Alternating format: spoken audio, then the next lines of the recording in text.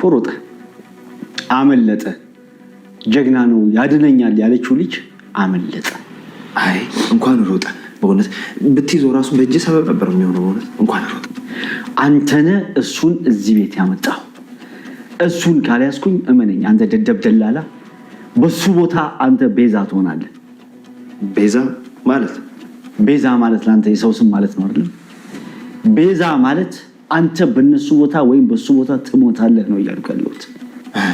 እሺ አክሊሉ፣ እሺ አሁንም እድል አለ። አንደኛው እድል ይሄንን ሰው የትም ብለህ የትም ፈልገህ እንዲይዘው ታግዘኛለህ። ሌላ ደግሞ ዳጣ የምትባል ልጅ ፈልገህ እንዲይዛት ታደርገኛለህ። አላውቃትም አክሊሉ። ነገርኩ። ከሁለት አንዳቸውን መያዝ አለብኝ። በዛ ልትረዳኝ ይገባል።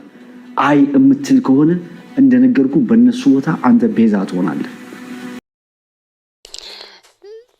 ሰላም ጋይስ እንደምን አላችሁ? በያላችሁ በሰላማችሁ ይብዛ እያልኩ እንግዲህ በዛሬው በማን ነው በሰገን በአዲሱ ፓርት መተናል ማለት ነው። እንግዲህ በባለፈው ክፍል እንዳያችሁት መድብል እና መርዞ ተነጋግረው ነበረ። ከዛ እንግዲህ መድብል ቤት እንዲመጣ አድርጎት ነበረ ማለት ነው። እዛ መድብል ከቤት እንዲመጣ ያደረገው እንግዲህ ያው አክሊሉ እንዳለ ነግሮታል ማለት ነው። አክሊሉ ግን የሚያውቀው እኔ እንደሌለው አድርገህ ንገረው ነበር ያለው ለመርዞ። መርዞ ግን ያንን አላደረገም። ያው ከመድብል ከአክሊሉ ምንም አይነት ኮሚሽን ስለማይቀበል ከመድብል ግን ኮሚሽን ስላለው ለብር ብሎ እንግዲህ ህይወቱ ላይ እየተጫወተ ነው ማለት ነው። እንግዲህ ለአክሊሉ ልክ መድብል ሲገባ አይቶት ነበረ። መድብል ግን ሲገባ ያው መርዞ እንዳላየው ነበረ የገመተው። ግን መርዞ አይቶት ነበረ። ወደውኑ ደውሎ እንትናሉ ነገረው ማለት ነው። አክሊሉ መጥቷል፣ የት ነህ ቤት ነው ወይ ምናምን መጥቷል ብሎ ነገረው ማለት ነው። ግን ደግሞ አክሊሉ እየተዘጋጀ ሊወጣ ሲል እናቲቱን መንገድ ላይ ያገኛት ማለት ነው። በር ላይ ሲያገኛት ከዛ ምንድን ነው በቃ በወሬ ገትራ ያዘችው። እዚህ አትወጣም የትም አትሄድም ምናምን እያለች ያዘችው ማለት ነው። ከዛ ግን በመከራ ለምኖ እናቲቱን ለመውጣት ብዙ ነገርን ጠይቆ አስፈቅዶ ወጥቷል ማለት ነው። እንግዲህ መርዞም ወደውኑ ለሞገስ ደውሎ ነገርኩትን ገብቷል ብዬ ተናገርኩኝ ምናምን አለው። ከዛም በኋላ እንግዲህ እንደዛ ሲለው ለምን አሁን አትቆይም እንዴ ምናምን ለምን ወደው እንደገባ ነገርከው ምናምን ሲለው አይ እንግዲህ እኔ በሩ ለጋ እንዳለ ነው የነገርኩት፣ ወደ ውስጥ እንደገባ አልነገርኩትም አለው።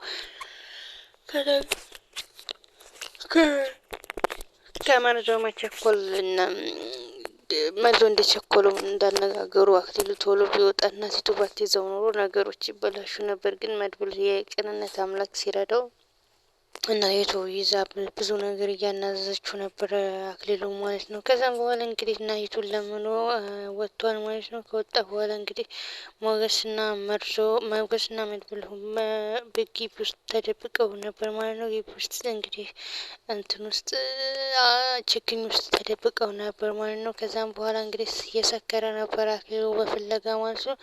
በጣም እየፈለገው ነበር ማለት ነው። ከዛም በኋላ እንግዲህ ምንም ማድረግ አይቻልም። አክሊሉ ወጥቶ እየፈለገ ነበር ማለት ነው። ከዛም በኋላ እንግዲህ አክሊሉ እየፈለገ ባለበት ታይም ላይ ለሞገስን ቤት ሄዶ አንኳኳና ያጠብደል ባልሽ የት ሄዶ ነው ይምጣና ያፋልገኝ፣ ግቢ ውስጥ ሰው ጠፍቶብኛል መጥቶ ያፋልገኝ ምናምን ስትለው ደግሞ ተኝቷ ምናምን ብላ ብርድ ልብስ አልብሳ እያስተኛችው፣ ግን ሞገስ ጀርባውን እያየው ነበር እንደዛ ሲያረጋት ማለት ነው። ከዛ እንግዲህ ግቢ አንቺ አይጥ እንዳለጥፍሽ ወይኔ ላፋልገኝ ምናምን ስትለው እንዳለጥፍሽ ግቢ ብሎ አስገባት ማለት ነው። ከዛም በኋላ እንግዲህ የተፈጠረው ነገር ወደ እነሱ አጠገብ ምናምን እየሄደ ነበረ ማለት ነው። ከዛ እነሱን ለማጥቃት በሩ ጋር ነበር እንትና ሞገስ ማለት ነው። እንግዲህ ሲያደርግበት በዛ ፍለጋ ምናምን ይገባል። ግን ደግሞ መልሶ ይደበቃል ማለት ነው። ግን ብልሃታቸው በጣም አሪፍ ነበረ። ዘወይ እንግዲህ መጨረሻ ላይ ግን ያው ከመፋለም አልተዛለሉም፣ በብልሃት አልተወጡትም። ያው ጥሩ አድርገዋል። ግን ደግሞ ብቻ ማይ ጋድ ሶ ሮማንቲክ በጣም ከባድ ነው። እኔ ፋይት ምናምን ይመቸኛል፣ ግን የሆነ ነፍስ ያስጨንቃል የእነሱ ፓርት የሆነ ነው ላይ ከዛ የልጅቷን ቁልፍ ሊከፍት ሲል ምናምን ያለው ፓርት በጣም ነው የሚያስጨንቀው። እና እንግዲህ ሞገስ በስተመጨረሻም እንግዲህ በሩን ጎ አድርጎ እንደ መድብል ሆኖ እንግዲህ ወጥቶ እየሮጠ ሄደዋል ማለት ነው። እየሮጠ ከሄደ በኋላ እንግዲህ አመለጥኩት ብሎ ነበረ። አመልጦታል እሱ ግን ደግሞ ማለት ነው ማለት ከዛ ተመለሰ። እንደተመለሰ ለመናገር ለመድብል እየደወለለት ነበር። መድብል ግን ሌላ ዓለም ውስጥ ገብቷል። እንግዲህ ቤት ውስጥ ግብት እንዳለና ሂቱን ያገኘት ተመልሰ መጣሁ እያለችው ነበር ማለት ነው። የታለች ልጅቷ ፈልጋት ወደዛ ናት ሌላ ክፍል አዙሪያታል ለመናገር። እሷም እንግዲህ ከባድ ሰው ናት፣ ለመናገር ፈቃደኛ አልነበረችም። ግን በኋላ መጨረሻ ላይ እንግዲህ እንትን ሌላ ሲል ሊያንቃ ሲል ግን መጥፎ ልጅ ማለት ከባድ ነው። ወሰድከው ስትል እንዳታሰለች ስልኬን አምጣ ተመልሰ መጣ ወሰድከው ስልኳን ሰታ ወሰድከው። ምክንያቱም ያው እሱ ስልክ ፈልጎ ሳይሆን ወደ ልጇ እንዳትደውል ምናምን ፈልጎ ነው። ከዛ በኋላ እንግዲህ መጨረሻ ላይ መድብል እየሰከረ ሲፈልጋት ነበረ። ብዙ ታይሞችን አቃጥሎ ነው እንግዲህ ቁልፍ አምጪ ብሎ በተቀበለበት ታይም ላይ ቁልፉን ልክ ክፍት ዳርጎት እንዳገኘው ከዛ ክፍት እንዳደረገው የእሱኛው ይሄኛውን በር ተከፈተ። ዘው እንግዲህ ያለው አማራጭ መደበቅ ነው። እሱ እንግዲህ እንደውም ብዙ ታይም ሰጥቶታል። እነ መርዞ ጋር ሄዶ በቃ በጣም መርዞ ያለ ስቃዩ ደግሞ በቃ የሞተቻለ ያለ እንትኑ ያለ ዳው ዘማች ገብቶ እየሰቃየው ነበረ ውጣ ምናምን ብሎት። ከዛ ሚስቱን እንደምትወደው እኔ ጥቁር አዝሙድ አላለም ዛሬ ገና እንደ ሚስቱ ይሄን ወንድ ብለሽ ያገባሽው ምንድን ነው? ምን ሊያደርግልሽ ነው? አሁን ሁሉም ወንድ እኮ ለሚስቱ ጀግና ነው ምናምን ብቻ በጣም ብዙ ነገሮች እናሰቃይቷቸው ወጣ ማለት ነው። እዛ ሲወጣ ነው እንግዲህ ትንሽ ቢያናዛቸው ጥሩ ነበረ።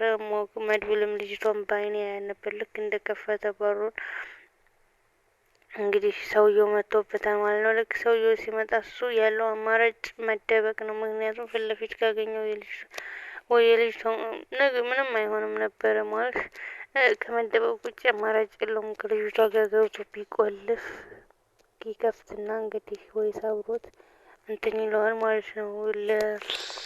ሳብሮት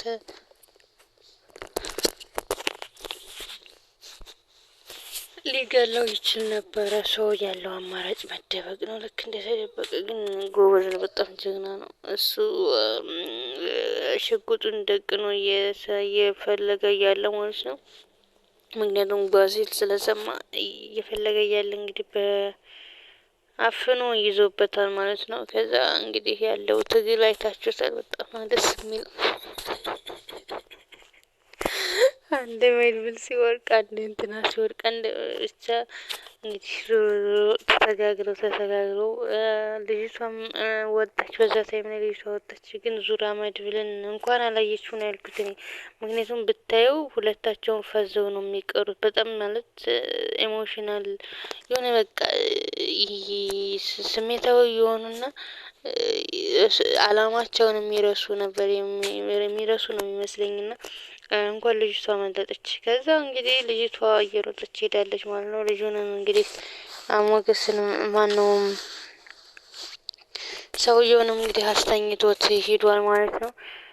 እና ሂቱ ናት እና ሂቱ ጥሩ ሰው ነበር። ግጥ ፈታ ለቀቀቻት። የነ መድብል ተባባሪ ሳታውቀው የነ መድብል ተባባሪ ሆነች የልጇ ጥላት። ምክንያቱም ልጇ ዝም ብሎ በቃኝ ነው ላይክ እሱ እንዳዛኝ ምናምን ነው የሚያየውና ልጅቷ ዘመድ እናት አባት እንደሌላት ማንም እንደሌላት ነው ለእናቲቱ የነገራት። ማንም እንደሌላት እኔ ፈትቼ ከለቀኳት እንደምትሞት እንደዛ አይነት ነገር አድርጎ ነው የሚያስበው። እና ሄቱ ደግሞ የልጅቷ ሂስትሪዋን እያጫወተቻት ነበር በባለፈው። ግን ደግሞ አሁን ላይ መድብል ያላትና የልጅቷ ሂስትሪ አንድ ነው። ከዛ እንግዲህ እናቲቱ በእርግጥ አሁን ላይ ማገናዘብ አላገናዘበችውም እንግዲህ እና ልጅቱን ፈልጎ ነው የመጣው። ተዋጦ እሷም ትሄድ ተዋቸው ይሄዱ ምናምን እያለች ነበር ለመከተል ሲፈልግ እንግዲህ ልጅቷ ያለፈችው በሞገስ አጠገብ ነበር። ሞገስ እንዳያት ቆርቆሮ ግድግዳ ላይ ተለጥፋ ነበረ። ሞገስ ቢያያት ጥሩ ነበር። ምክንያቱም እንግዲህ ያው የእሱ ተላላኪ ነው ብላ ስለፈራች ግድግዳው ላይ ልጥፋለች ጨለማ መስላ። ስለዚህ እንግዲህ መድብልም ያው በጣም ጎድቶታል ሰውየው። ግን ደግሞ ቢሆንም ያው ምንም ከደስታው ነው ከጉዳቱ ደስታው ነው የበለጠበት። ስለዚህ ሌላው ነገር ደግሞ ሞገስ ነው። ሞገስ ደውሎ እንግዲህ በጣም ተደሰቻለሁ፣ ልጅቷ አመልጣለች፣ ከግቢ ስትወጣ አይቻታለሁ፣ ግን የት እንደሄደች አላውቅም፣ ግን ሙሉ ሌሊቱን ስፈልጋት ነው ማድረው እያለ ነበር ማለት ነው።